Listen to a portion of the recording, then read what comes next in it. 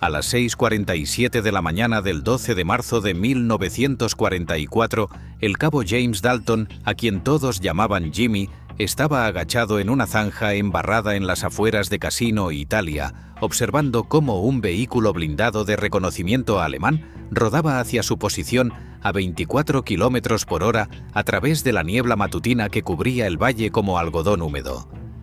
No tenía armas antitanque de ningún tipo, porque su unidad no había recibido ninguna en semanas, a pesar de las solicitudes repetidas que subían por la cadena de mando y desaparecían en alguna oficina donde nadie parecía comprender la urgencia de la situación en el frente. No tenía minas porque las minas estaban reservadas para posiciones defensivas establecidas y no para patrullas diarias donde los soldados se movían constantemente intentando sobrevivir otro día en un paisaje donde la muerte llegaba desde direcciones inesperadas sin advertencia. No tenía granadas porque había usado la última hace 3 días contra una posición de ametralladora alemana que estaba masacrando a su escuadra y que tuvo que ser silenciada, aunque eso significara quedarse sin explosivos para situaciones exactamente como esta. Lo único que tenía era un trozo de alambre de púas oxidado enrollado alrededor del mango de una pala, un artilugio improvisado que cada oficial de la División 34 de Infantería le había prohibido explícitamente usar bajo amenaza de corte marcial por modificaciones de campo no autorizadas que supuestamente ponían en peligro al personal. En los siguientes 90 segundos, ese alambre trampa improvisado voltearía la doctrina oficial completamente y salvaría a una compañía entera de la aniquilación que parecía inevitable mientras el vehículo blindado se aproximaba con su cañón automático, listo para barrer cualquier posición estadounidense que detectara. El manual de campo oficial del Ejército de Estados Unidos designaba 16 métodos aprobados para inutilizar blindaje ligero en situaciones de combate donde la infantería se enfrentaba a vehículos que sus rifles no podían penetrar. El método de Dalton no era ninguno de ellos porque ningún ingeniero en Washington había imaginado que alguien sería lo suficientemente desesperado o lo suficientemente creativo para intentar lo que él estaba a punto de hacer. El mando de batallón lo había amenazado con corte marcial 2 veces durante las semanas anteriores por lo que llamaban modificaciones de campo no autorizadas que ponían en peligro al personal bajo su responsabilidad. Los oficiales que firmaban esas amenazas dormían en tiendas a kilómetros del frente donde los vehículos de reconocimiento alemanes nunca llegaban y donde las regulaciones tenían sentido porque nadie estaba muriendo mientras las seguían. Pero las regulaciones no significan mucho cuando has visto morir a 11 hombres en 3 semanas porque los métodos aprobados requieren equipamiento que nadie tiene y que nadie parece capaz de conseguir sin importar cuántas solicitudes se envíen hacia arriba por canales oficiales que parecen diseñados para perder documentos. Dalton tensó el alambre entre sus manos, sintiendo cómo el metal frío mordía sus palmas a través de los guantes gastados, que ya no proporcionaban mucha protección contra nada. La niebla matutina se aferraba al valle del Erie como si no quisiera soltar la tierra que ocultaba, proporcionando cobertura que beneficiaba tanto a atacantes como a defensores dependiendo de quién supiera usarla mejor. Podía escuchar el motor del vehículo blindado alemán, un SDK-FC-222, moliendo a través de las marchas mientras avanzaba por el camino de tierra que los alemanes usaban cada mañana para reconocer las posiciones estadounidenses que todos sabían estaban en algún lugar de este sector. La escotilla del comandante estaba abierta, probablemente escaneando el terreno buscando exactamente las posiciones estadounidenses que Dalton y sus compañeros ocupaban, esperando no ser descubiertos antes de que pudieran hacer algo para detener la amenaza que se aproximaba. El alambre tembló en sus manos mientras ajustaba la tensión una última vez, verificando que estaba a la altura correcta para atrapar el eje delantero del vehículo cuando cruzara el punto que había seleccionado después de estudiar el terreno durante horas la noche anterior. Una oportunidad. Eso era todo lo que tendría. Si funcionaba, tal vez algunos de sus amigos sobrevivirían otro día. Si fallaba, probablemente moriría en los siguientes segundos cuando el cañón automático del vehículo encontrara su posición y la convirtiera en un agujero lleno de cuerpos destrozados. Esperó conteniendo la respiración mientras el rugido del motor se hacía más fuerte y la silueta del vehículo blindado emergía de la niebla como un depredador buscando presas que no podían defenderse contra él. Jimmy Dalton creció en Gary, Indiana, una ciudad industrial donde el acero era rey y donde los hombres trabajaban hasta que sus cuerpos se rendían o hasta que algún accidente los mataba en las fábricas que nunca dejaban de producir. Su padre trabajaba en los altos hornos de la planta de US Steel, turnos de 15 horas, respirando aire que quemaba los pulmones, manipulando hierro fundido que podía matar en un instante si cometías un error, ganando un salario que apenas cubría el alquiler y la comida para 6 hijos que dependían de cada centavo que trajera a casa.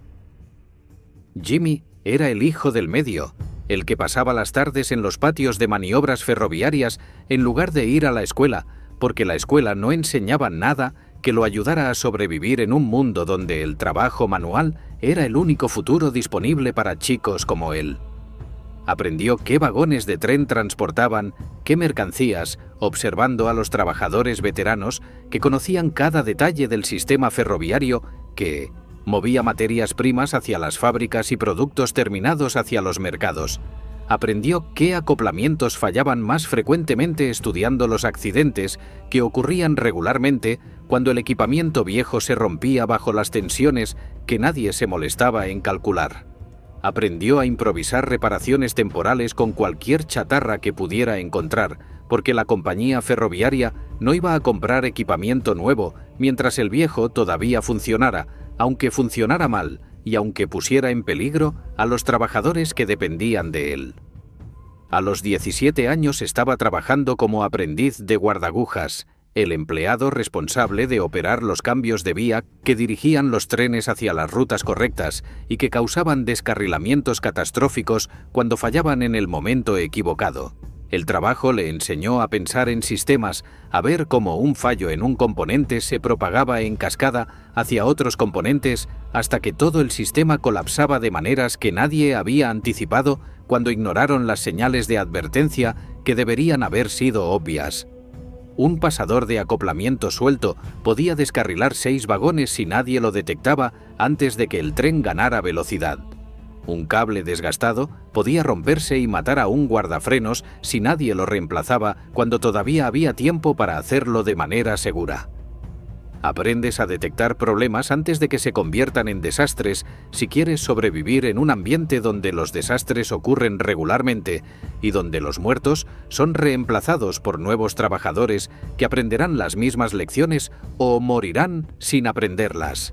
Y aprendes a arreglar cosas con alambre, cuerda y creatividad porque la compañía seguro que no va a comprar equipamiento nuevo mientras puedas mantener lo viejo funcionando con reparaciones improvisadas que violan todas las regulaciones de seguridad, pero que mantienen los trenes moviéndose y los salarios fluyendo. Se alistó en enero de 1943, 3 meses después de cumplir 19 años, porque la guerra necesitaba hombres y porque el reclutador prometió cosas que sonaban mejor que pasar el resto de su vida en los patios de maniobras esperando el accidente que eventualmente lo mataría como había matado a tantos otros. Entrenamiento que lo convertiría en algo más que un trabajador manual reemplazable. Paga estable que no dependía de cuántas horas extras pudiera conseguir. Una oportunidad de ver el mundo más allá de Gary, Indiana, donde había pasado toda su vida sin imaginar que existía algo diferente. Dalton recibió 8 semanas de entrenamiento básico que supuestamente lo prepararían para el combate, pero que realmente solo le enseñaron a marchar en formación, a obedecer órdenes sin cuestionar y a disparar un rifle que nunca había tocado antes de llegar al campo de entrenamiento. Le dieron un rifle M1 Garand que pesaba más de 4 kilos y que se suponía debía convertirlo en un soldado capaz de enfrentar a veteranos alemanes que habían estado luchando durante años. Lo pusieron en un barco hacia el norte de África, donde el ejército estadounidense estaba aprendiendo a luchar contra los alemanes, cometiendo errores que costaban miles de vidas. Para cuando llegó a Italia en septiembre de 1943, había visto suficiente del mundo para saber que el reclutador había mentido sobre todo lo demás también, excepto sobre la parte de ver lugares nuevos, aunque los lugares nuevos resultaron ser campos de batalla donde hombres morían cada día por razones que nadie podía explicar satisfactoriamente. La División 34 de Infantería molía su camino hacia el norte por la península italiana, como una piedra de molino triturando todo a su paso, pero siendo triturada ella misma en el proceso. Cada pueblo estaba disputado por defensores alemanes que habían convertido cada edificio en una fortaleza y cada calle en una trampa mortal para los atacantes que tenían que avanzar a través de fuego cruzado que no dejaba espacios seguros. Cada cresta tenía ametralladoras alemanas posicionadas para barrer los accesos que los estadounidenses tendrían que usar si querían continuar su avance hacia el norte, donde Roma esperaba como el premio que justificaría todas las muertes que el camino hasta allí estaba costando.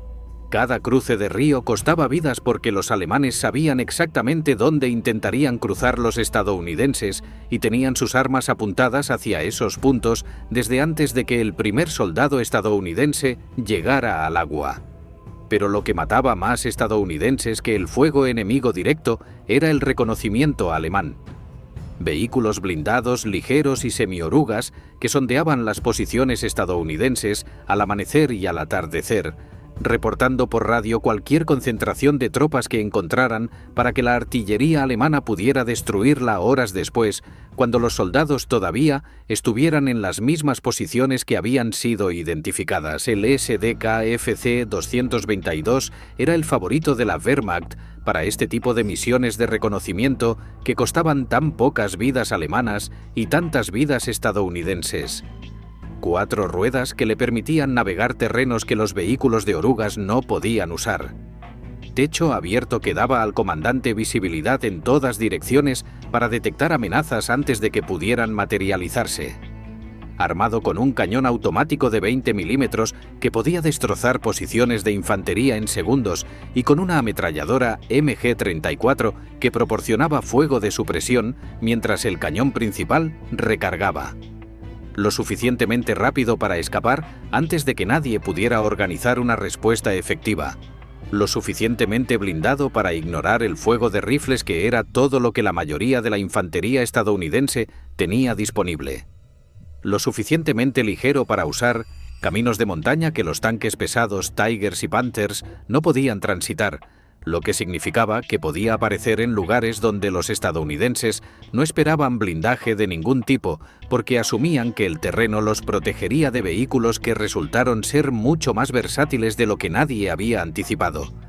Aparecían de la nada emergiendo de la niebla o de curvas en caminos que no permitían ver lo que venía hasta que ya estaba encima de ti.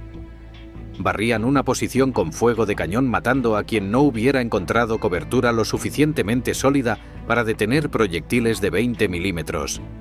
Y desaparecían antes de que nadie pudiera responder de manera efectiva, porque responder efectivamente requería armas que nadie tenía. La doctrina estadounidense decía que había que atacar los vehículos de reconocimiento con rifles antitanque, bazucas o minas. Las palabras sonaban bien en los manuales escritos por oficiales en Washington que nunca habían visto un 222 aparecer de la niebla a las 6 de la mañana cuando estabas medio dormido y tu rifle era tan útil contra él como tirarle piedras.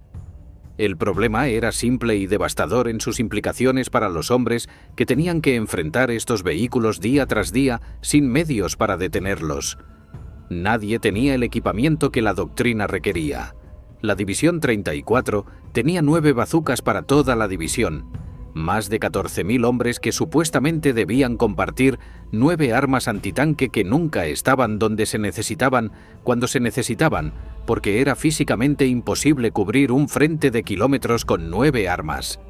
Los rifles antitanque habían sido retirados del servicio porque se consideraban obsoletos contra el blindaje pesado alemán, lo cual era cierto, pero ignoraba el hecho de que habrían sido perfectamente efectivos contra el blindaje ligero de los vehículos de reconocimiento que estaban matando más soldados que los tanques pesados. Las minas estaban reservadas para posiciones defensivas permanentes, no para patrullas diarias donde los soldados se movían constantemente y donde sembrar minas habría sido tan peligroso para los estadounidenses como para los alemanes, porque nadie podía recordar exactamente dónde habían sido colocadas, así que los soldados morían mientras los vehículos de reconocimiento mapeaban sus posiciones y transmitían las coordenadas a las baterías de artillería alemana, que los matarían 12 horas después, cuando los proyectiles comenzaran a caer sobre posiciones que los alemanes conocían con precisión gracias a la información que sus exploradores habían proporcionado. El soldado de primera clase Eddie Kowalski murió el 18 de febrero de 1944, de una manera que se repetiría docenas de veces durante las semanas siguientes, con variaciones menores que no cambiaban el resultado final. Un 222 rodó junto a su pozo de tirador al amanecer, cuando la luz todavía era demasiado débil para ver claramente, pero suficiente para que el comandante alemán detectara la posición que Kowalski ocupaba creyendo que estaba oculto. Kowalski hizo lo que el entrenamiento le había enseñado. Levantó su M1 Garand y disparó contra el vehículo blindado que estaba a menos de 30 metros de distancia. Un blanco que no podía fallar y que no falló porque cada bala impactó exactamente donde apuntó. Las balas chispearon contra el blindaje sin penetrar porque el acero del 222 había sido diseñado específicamente para detener proyectiles de rifle y estaba haciendo exactamente lo que sus diseñadores habían pretendido que hiciera. La MG-34 del vehículo respondió antes de que Kowalski pudiera comprender que su rifle era inútil contra el enemigo que estaba intentando matar. 3 balas en el pecho. Muerte instantánea o casi instantánea, lo suficientemente rápida para que probablemente no sufriera mucho, aunque nadie que no haya muerto de esa manera puede saberlo con certeza. Tenía 20 años. Era de Pittsburgh, hijo de un maquinista que le había enseñado a trabajar con metal de la misma manera que el padre de Dalton le había enseñado a trabajar en los patios de maniobras. Se había alistado el mismo día que Dalton y habían compartido el viaje en barco hacia el norte de África, hablando de lo que harían cuando la guerra terminara y pudieran regresar a casa. El sargento Mike Brennan murió el 23 de febrero. Otro 222. Otra patrulla al amanecer. Otro estadounidense intentando detener algo que no podía ser detenido con las herramientas disponibles. Brennan era más experimentado que Kowalski. Sabía que los rifles no funcionaban.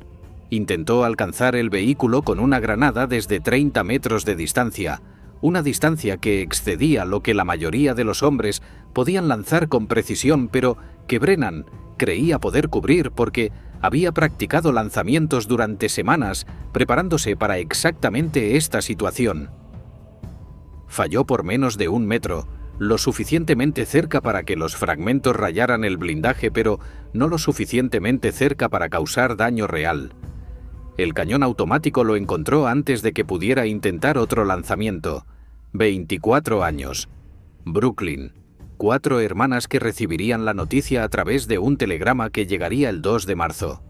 Brennan había enseñado a Dalton cómo establecer una posición de combate que maximizara la protección mientras mantenía campos de fuego efectivos. Cómo leer el terreno para anticipar por dónde vendría el enemigo y dónde colocar a tus hombres para recibirlo en condiciones ventajosas. Cómo mantener tus pies secos en el barro italiano que pudría todo lo que tocaba si no tenías cuidado.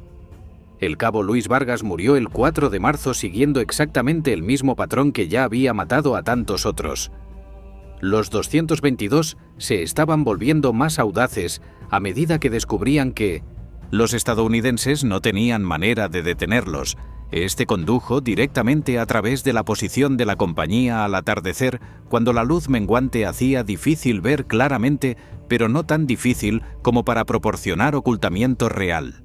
Ametralladora disparando en todas direcciones mientras atravesaba las líneas, como si los soldados estadounidenses fueran obstáculos menores que no merecían consideración seria. Vargas era de El Paso.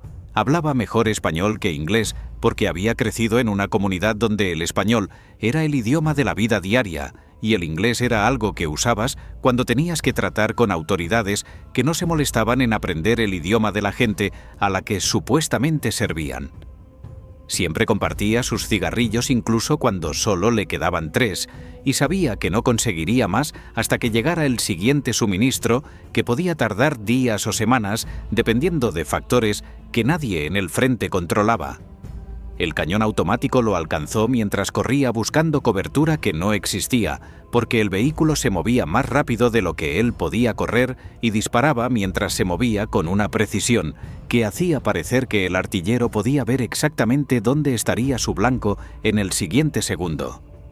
El médico no pudo detener el sangrado porque algunas heridas simplemente no pueden ser tratadas en el campo con los suministros limitados que un médico de combate lleva, y porque el daño causado por proyectiles de 20 milímetros excede lo que el cuerpo humano puede sobrevivir incluso con atención médica inmediata. Para principios de marzo de 1944, la División 34 de Infantería había perdido 47 hombres ante vehículos de reconocimiento en 6 semanas, no en batallas, no en asaltos contra posiciones defendidas, solo ante vehículos exploradores haciendo su trabajo mientras los estadounidenses no tenían ninguna respuesta.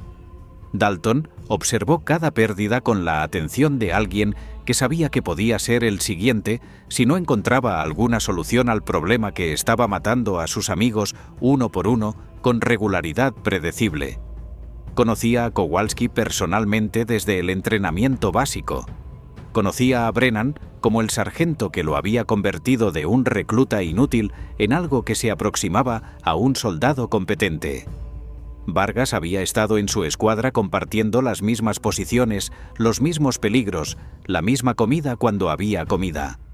Cada muerte se sentía prevenible de alguna manera que no podía articular completamente, pero que intuía con la certeza de alguien que había pasado su vida resolviendo problemas prácticos con recursos limitados.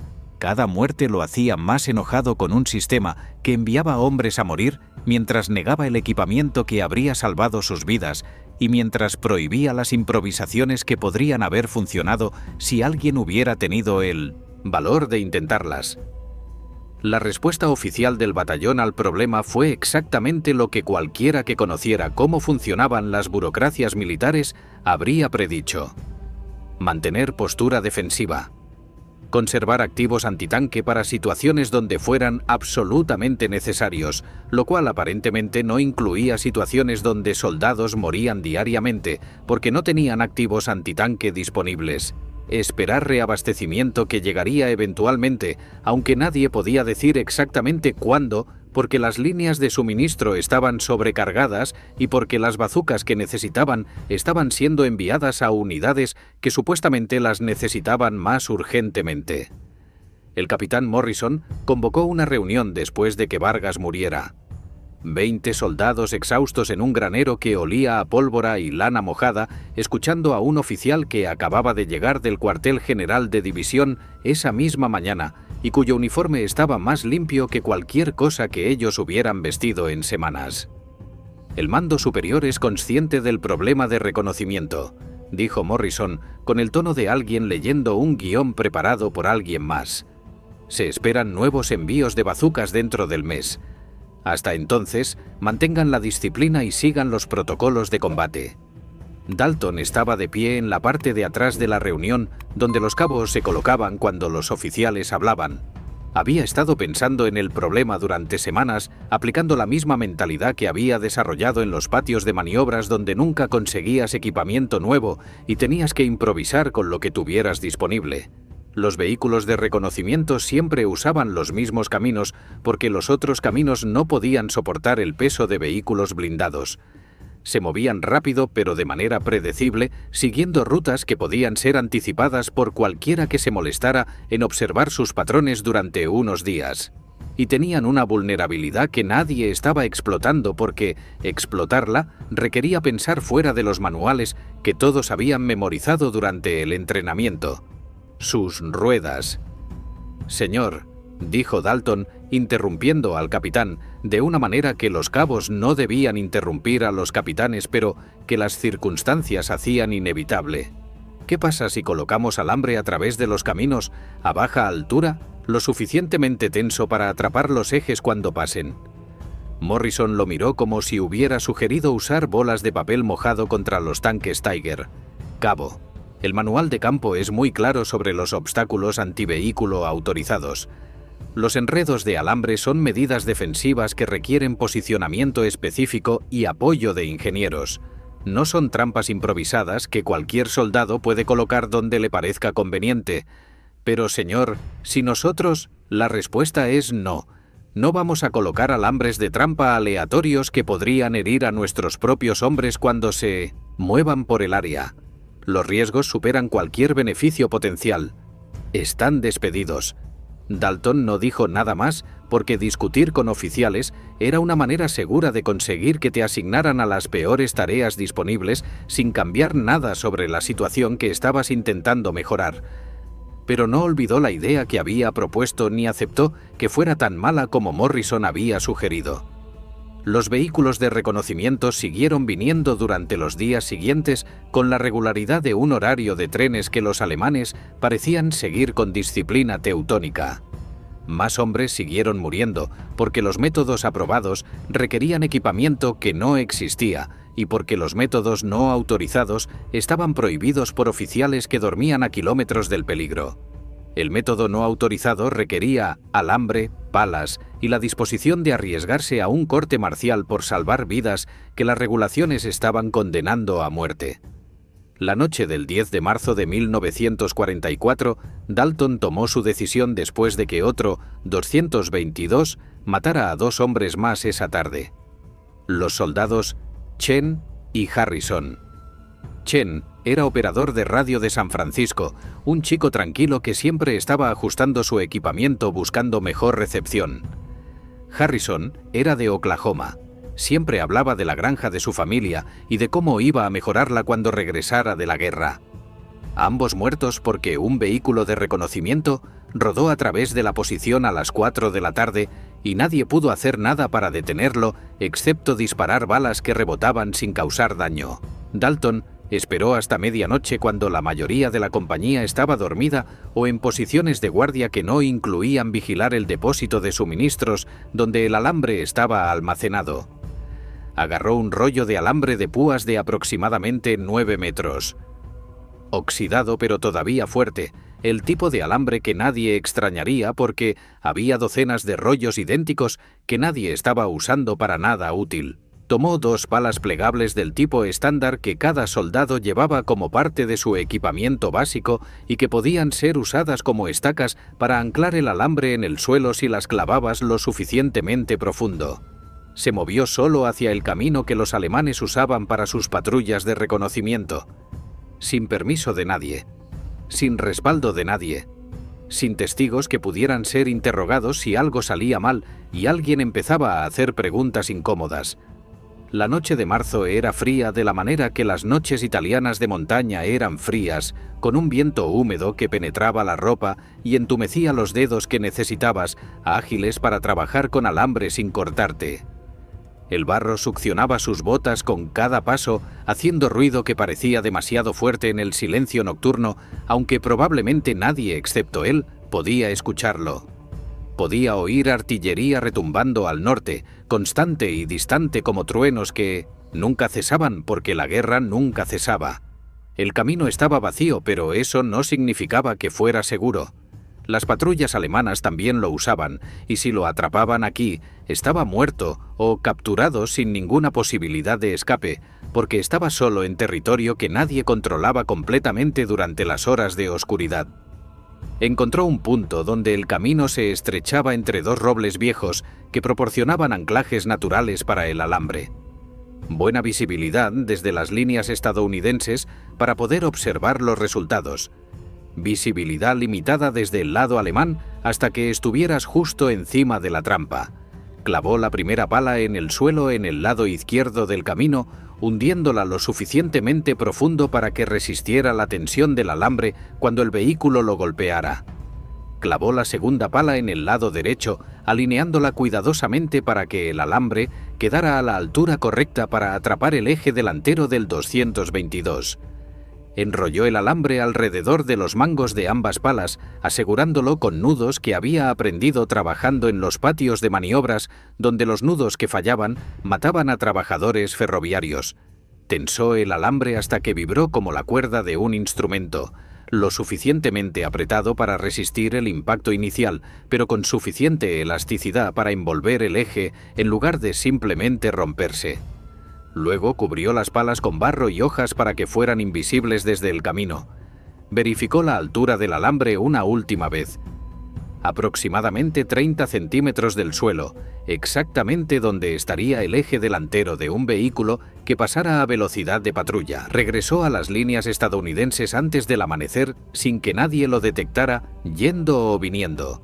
Se metió en su pozo de tirador y esperó con la paciencia de alguien que había aprendido a esperar observando trenes y cazando soluciones a problemas que nadie más intentaba resolver. El 222 apareció a las 6:47, exactamente como aparecía cada mañana, siguiendo el mismo camino que había usado docenas de veces antes sin encontrar ningún obstáculo que lo detuviera. Dalton observó a través de la niebla mientras el vehículo se aproximaba al punto donde había colocado el alambre la noche anterior. Su corazón latía tan fuerte que pensó que los alemanes podrían escucharlo a 300 metros de distancia. El 222 golpeó el alambre a 24 kilómetros por hora sin que el conductor viera nada hasta que fue demasiado tarde para reaccionar. El alambre se enrolló alrededor del eje delantero, exactamente como Dalton había calculado que lo haría. Las ruedas delanteras se trabaron instantáneamente, mientras las traseras seguían girando impulsadas por el motor que no sabía que algo había salido mal. El vehículo volcó hacia adelante con una violencia que sorprendió incluso a Dalton, que había esperado que funcionara, pero no había anticipado cuán espectacular sería el resultado. El 222 aterrizó sobre su techo con un estruendo de metal contra tierra que resonó a través del valle. La torreta quedó aplastada parcialmente. El motor se ahogó y murió. Los dos tripulantes alemanes salieron arrastrándose, aturdidos y sangrando, directamente hacia las armas de los soldados estadounidenses que habían observado todo sin comprender completamente qué había ocurrido hasta que vieron el alambre enrollado alrededor del eje destrozado. Dalton capturó a los alemanes personalmente. Fueron los primeros prisioneros que la compañía había tomado en semanas porque normalmente los vehículos de reconocimiento escapaban antes de que nadie pudiera acercarse lo suficiente para capturar a sus tripulantes. El capitán Morrison llegó 20 minutos después y observó el vehículo volcado con una expresión que combinaba incredulidad con algo que podría haber sido respeto reluctante. ¿Quién hizo esto?, preguntó, aunque probablemente ya sabía la respuesta. Yo, señor, dijo Dalton, esperando el corte marcial que había arriesgado y que todavía podía materializarse si Morrison decidía seguir las regulaciones en lugar del sentido común. Morrison lo miró durante un largo momento. Luego miró el vehículo volcado. Luego miró a los prisioneros alemanes que estaban siendo escoltados hacia la retaguardia para interrogación. «Muéstrame cómo lo hiciste», dijo finalmente. Y así comenzó la propagación de una técnica que salvaría cientos de vidas durante los meses siguientes, aunque nunca aparecería en ningún manual oficial y aunque el hombre que la inventó nunca recibiría reconocimiento formal por su contribución. Habían prohibido su pala trampa oxidada. Luego destruyó un vehículo de reconocimiento. Y entonces dejaron de prohibirla porque los resultados importaban más que las regulaciones para cualquiera que tuviera que vivir con las consecuencias de seguir reglas que estaban matando a los hombres que supuestamente protegían.